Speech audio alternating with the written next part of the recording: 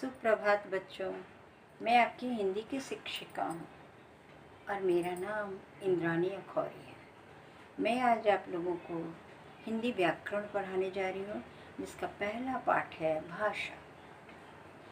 मनुष्य जब से जन्म लिया है तब से उसे भाषा की आवश्यकता पड़ी है। बगैर भाषा के वह एक शब्द भी आगे न चल सकता है, न बोल सकता है, न अपने सामने वाले से कोई बात को प्रकट कर सकता है।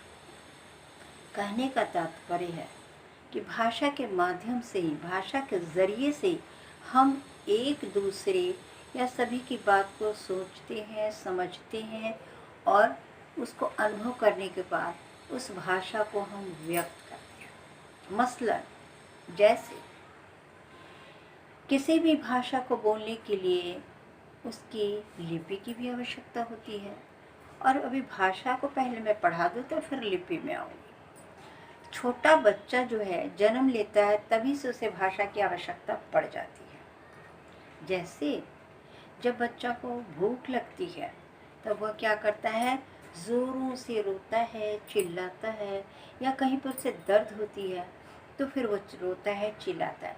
चूँकि अभी बहुत छोटा है, बोल नहीं पा रहा, उसे भाषा की संपूर्ण ज्ञान नहीं है। अब आगे हम आप लोगों को बता रहे हैं। अगर समझ में आए तो कमेंट में ज़रूर लिखिएगा कि जी मैम मैं समझी, और जो कुछ आपको समझ में नहीं आए वह भी कमेंट में लिखिएगा, या कुछ और विशेष जानकारी लेना चाहते हैं फिर भी आप लिखकर पूछिएगा, मैं अवश्य बतलाऊंगी। तो मैं आगे पढ़ा रही हूँ कि भाषा जो है उसको मैं परिभाषा में व्यक्त कर रही हूँ। भाषा वह साधन है जिसके द्वारा मनुष्य अपने मन की बात को दूसरे के सामने बोलकर, लिखकर प्रकट करता है। फिर से बतला दूँ, भाषा वह साधन है जिसके द्वारा मनुष्य अपने मन की बात को बोलकर या लिखकर सभी के सामने प्रकट करता है। भाषा दो तरह से व्यक्त की जाती है, और इसका दो कहते हैं, व्यक्त रूप में, अव्यक्त रूप में। व्यक्त रूप में भाषा के 3 प्रकार हो जाते हैं: मौखिक, लिखित और सांकेतिक। मौखिक भाषा उसे कहते हैं जिसको हम कहते हैं बोलकर। सरल भाषा में हम यूँ कहेंगे कि जब हम कोई अपनी बात को प्रकट कर रहे हैं, जैसा अभी मैं आपको पढ़ा रही हूँ तो मौखिक है, अभी लिखित कार्य नहीं हो रहा है, मौखिक भाषा कहलाएगी। और एक दो उदाहरण और दे रही हूँ। जैसे कोई नेताजी मंच पर बढ़ चढ़कर या खड़े होकर जनता को संबोधित करते हैं, कुछ बोलते हैं, वो भाषा मौखिक कहलाएगी। दूसरी हो गई लिखित भाषा। जब किसी भाषा को हम लिखकर प्रकट करते हैं तो वो भाषा लिखित हो जाती है।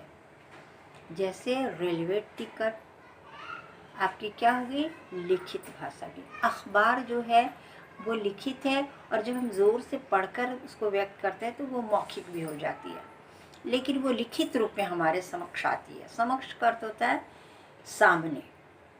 और एक है सांकेतिक भाषा। सांकेतिक भाषा न लिखी जाती है, न उसमें कोई ध्वनि होती है, ना कोई आवाज़ होती है, उसे संकेत के द्वारा समझा जाता है। वो खास तौर पर व्यक्ति अपने बोल चाल में उसका ज़्यादा व्यक्त नहीं करता है, उसे खास जगहों पर, जैसे स्टेशन से जब गाड़ी छूटती है, ट्रेन छूटती है या रेल निकलती है, तो क्या करते हैं, गार्ड बाबू हरी झंडी दिखाते हैं ताकि वो रेल शुरू हो जाती है चलना, या कहीं दुर्घटना खतरा होती है तो लाल झंडी दिखाया जाता है। तो यहाँ पर वो क्या होती है, सांकेतिक भाषा हो जाती है। यहाँ तक आप लोग समझे।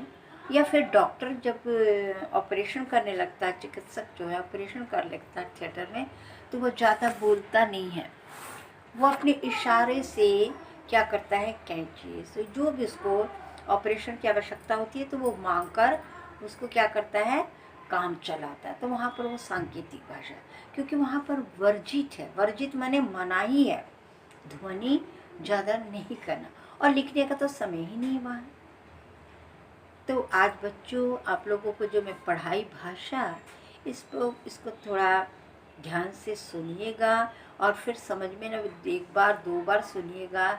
मेरी इस वीडियो को पसंद आए तो लाइक, शेयर और सब्सक्राइब कीजिएगा और कमेंट बॉक्स में अवश्य लिखिएगा कि ये पाठ जो मैं पढ़ाई आपको कैसा लगा, और शेयर भी कर दीजिएगा ताकि और बच्चे भी इससे विशेष जानकारी ग्रहण करें। और इसके बाद में पढ़ाऊंगी लिपि, आप लोग घर पर भी पढ़ लीजिएगा और लिपि जब पढ़ाने लगूंगी तो आपको समझ में अच्छी तरह से आए। धन्यवाद।